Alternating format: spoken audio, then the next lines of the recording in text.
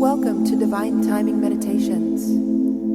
This is a verse from the Tao Te Ching. Please refer to the description box below to learn more about the Tao Te Ching and how to incorporate it into your daily life.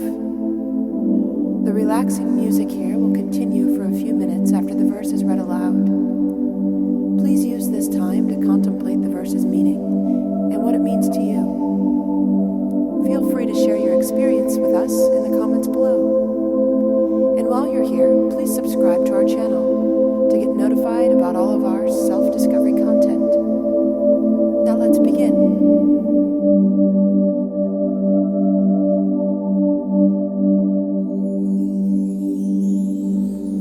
Verse 22 of 81, Tao Te Ching.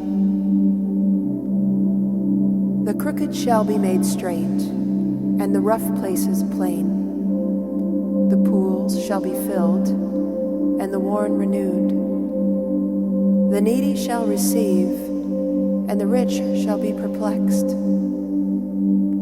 So the wise man cherishes the one as a standard to the world, not displaying himself. He is famous, not asserting himself.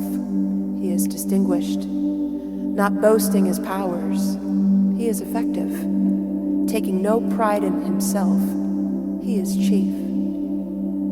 Because he is no competitor, no one in all the world can compete with him. The saying of men of old is not in vain. The crooked shall be made straight. To be perfect, return to it.